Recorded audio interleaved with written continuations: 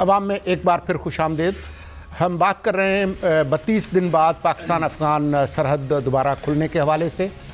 وہ کیا عوامل تھے جس کی وجہ سے یہ سرحد بند ہوئی، اور اب جب دوبارہ کھلی ہے تو کیا خدشات ہیں، کیا توقعات ہیں، اس پر ہم بات کر رہے ہیں. اسٹوڈیوز میں میرے ساتھ تشریف رکھتے ہیں ریجنل پیس انسٹیٹیوٹ کے سربراہ رؤف حسن صاحب. رؤف صاحب، کل وزیر اعظم صاحب نے جو پیغام دیا سرحد کھلنے کے حوالے سے، اس میں انہوں نے فرمایا کہ ہم جذبہ خیر سگالی کے طور پر یہ سرحد دوبارہ کھول رہے ہیں، اور امید کرتے ہیں کہ وہ وجوہات جن کی وجہ سے ہمیں یہ سرحد بند کرنی پڑی ان کا دوبارہ احیاء نہیں ہوگا اور افغان حکومت اس سلسلے میں خیال رکھے گی.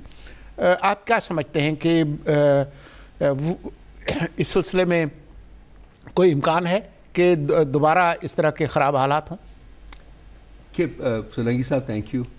پہلے تو یہ جو زبان ہے، یہ ایک جو وکٹر ہوتا ہے نا، وہ وینکوشڈ کے بارے میں اس قسم کی زبان استعمال جو فاتحین ہوتے ہیں، وہ مفتوحہ عوام ملکوں کے لیے اس قسم کی زبان استعمال کرتے ہیں کہ جذبہ خیر سگالی کے تحت.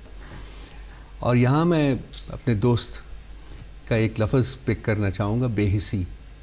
ہم بہت زیادہ، یہ قوم اور ہماری جتنے بھی ہمارے یہاں جو ایشلانس ہیں، وہ بہت زیادہ بے حسی کا شکار ہے. شاید جب انہوں نے اس لفظ کا استعمال کیا ہے تو میرا خیال اس کے ملٹیپل ڈائمینشنز جو ہیں وہ ہم سب کے اوپر ابھی تک شاید میرا خیال آشکار نہیں ہے، ہمیں نہیں سمجھ آ رہی.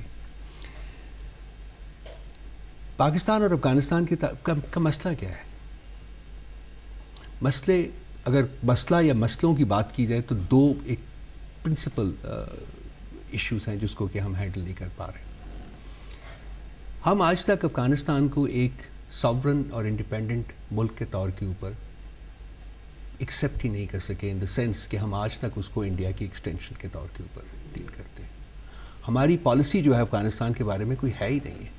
ہماری پالیسی افغانستان کے بارے میں وہ ہوتی ہے جو ہماری پالیسی انڈیا کے بارے میں ہوتی ہے، اور پھر ہم یہ کہتے ہیں کہ انڈیا جو ہے وہ افغانستان کو مینیپولیٹ کر رہا ہے، یوز کر رہا ہے ہمارے خلاف. میں کوئی ججمنٹل نہیں ہونا چاہتا یہاں. میں نہیں کہتا کہ جی وہاں کوئی فرشتے بیٹھے ہوئے ہیں اور ہم یہاں فرشتے نہیں ہیں، یا وہاں مسائل نہیں ہیں. مسائل بہت ہیں، سارے کچھ ہیں. لیکن آپ نے کسی بھی مملکت کے ساتھ، کسی بھی ریاست کے ساتھ جب آپ تعلقات بہتر کرنا چاہتے ہیں، اور خاص کر جب کہ وہ آپ کے انٹرسٹ میں ہو اس ریاست کے ساتھ تعلقات بہتر کرنا، تو آپ اس ریاست کے جو بیسک رائٹس ہیں ان کو کنسیڈ کرتے ہیں، اور ایک sovereign country to sovereign country کی بیسس کے اوپر آپ وہ تعلقات کو امپروو کرنے کی کوشش کرتے ہیں.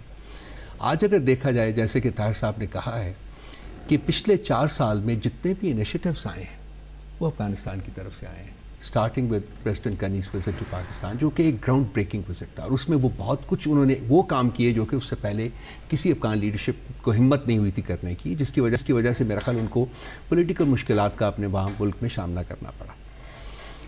اب یہ جو بارڈر بند ہوا ہے، یہ ایک نی جرک ری ایکشن ہوا ہے. اب سب کو پتہ ہے جو افغانستان کو جانتے ہیں یا افغانستان اور پاکستان کی سرحد کو جانتے ہیں کہ اگر ٹیررسٹ کی موومنٹ ہے اکراس دا بارڈر، اور ہے، وہ کبھی چمن سے نہیں آئیں گے جو گارڈڈ آپ کے بارڈر ہیں، یا تورخم سے نہیں آئیں گے. آپ کے پاس اس وقت 175 کراسنگس ہیں، صرف میں سے صرف 2 مینڈ ہیں، باقی جو 174-75 کراسز آپ کی جو کراسنگس ہیں وہ ان مینڈ ہیں. اچھا، وہ وہاں سے بھی نہیں آئیں گے. وہ وہاں سے آئیں گے جہاں ان کو کسی طریقے سے کوئی دیکھ نہ سکے. وہ پہاڑوں کے اوپر سے ہو کے آئیں گے. وہاں ٹنلز کا بھی ایک کانسیپٹ بنا ہوا ہے، وہ اس کے تھرو آ جائیں گے، اور کسی اس طریقے سے آئیں گے جو 2600 کلومیٹر کی سرحد کو آپ کیسے مین کر سکتے ہیں، کیسے مینیج کر سکتے ہیں. تو یہ پرسیپشن کہ جی ٹیررسٹ کراس اوور کرتے ہیں پاکستان میں یا پاکستان سے افغانستان میں، اور وہ تورخم سے آتے ہیں یا چمن سے آتے ہیں، اور ہم ان سرحدوں کو جب بند کر دیں گے تو ہم جو ٹیررسٹ کی جو موومنٹ ہے اس کو کنٹرول کر لیں گے. میرا خیال ہے کہ یہ کوئی بیوقوف انسان ہی سوچے گا کہ یہ مطلب کہ جی وہ یہاں سے آپ وہ یہاں سے آئیں اور آپ ان کو پکڑ لیں. تو اگر آپ کا جو سوال کے جواب میں یہ بند ہی نہیں ہونے چاہیے تھی کیونکہ اس کی کوئی وجہ نہیں تھی، اور ہاں اگر اسی قسم کا نی جرک ری ایکشن ہی پاکستان کا شیوا رہا تو میں امید کر سکتا ہوں کہ پھر 2 مہینے کے بعد 4 مہینے کے بعد اسی قسم کا کام کر دیں گے. پاکستان اور افغانستان دونوں کو جس بات کے اوپر سٹریس کرنا چاہیے وہ ہے کہ پالیٹکس کو ہیومینیٹیرین ایشوز سے سپریٹ کریں. پالیٹکس ایک اپنی ایک ہوتی ہے. اب یہاں نقصان کس کا ہوا ہے؟ آپ کی فگرز آپ کے پاس پڑی ہوئی ہیں, آپ کو پڑھ کے بتائیے گا. آپ اور ابھی زبیر موتی والا صاحب بھی آئے ہوئے تھے. یہ کہنا جی کہ افغانستان کا نقصان ہوا اور ہمارا نہیں ہوا, یا ہمارا ہوا ان کا نہیں ہوا, یہ نہیں ہے. یہ دونوں ممالک کا نقصان ہوا ہے اور غریب عوام کا نقصان. وہ چھوٹا تاجر ہے جس کا نقصان ہوا ہے, جس کے اورنجز جو ہیں وہ سڑ گئے وہاں پڑے ہوئے, ادھر سے جو چیزیں آ رہی تھیں وہ سڑ گئی وہاں پڑی ہوئی, 32 دنوں میں سارا کچھ ہو گیا. میرا خیال ہے کہ 2 کروڑ روپے کا روزانہ نقصان ہے. دیکھیے ہماری حکومت کو یہ چاہیے. اور دوسری ایک چھوٹی سی بات کروں گا کہ پرائم منسٹر صاحب تو وہی کر سکتے ہیں نا جو ان کے پاس, جس کی پاورز ہیں ان کے پاس. بہت سی پاورز جو ان کے پاس ہونی چاہیے وہ تو ان کے پاس ہے ہی نہیں ہے, وہ تو کہیں اور ہے. تو وہ تو یہ اناؤنسمنٹ ہی کر سکتے ہیں نا, اور وہ اس وقت کریں گے جب کہ حالات ان کے لیے سازگار ہوں گے, جب ان کو پرمیشنز ملیں گی, سارا کچھ کریں گے. تو یہ بہت سارے رؤف حسن صاحب, وے فارورڈ پاکستان کو تھوڑا سا انورٹس دیکھنا پڑے گا اور یہ فیصلہ کرنا پڑے گا کہ وہ ٹیررسٹ جو کہ افغان حکومت کے خلاف برسر پیکار ہیں اور ان کی حکومت کو ڈی اسٹیبلائز کرنا چاہ رہے ہیں اور الٹیمیٹلی ٹیک اوور کرنا چاہ رہے ہیں, کیا وہ پاکستان کے واقعی دوست ہیں؟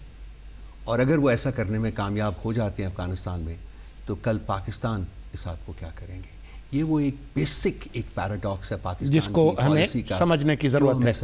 اسی کے ساتھ ہمارے آج کے پروگرام کا وقفہ. مرتضیٰ سولنگی کو اجازت دیجیے. خدا حافظ.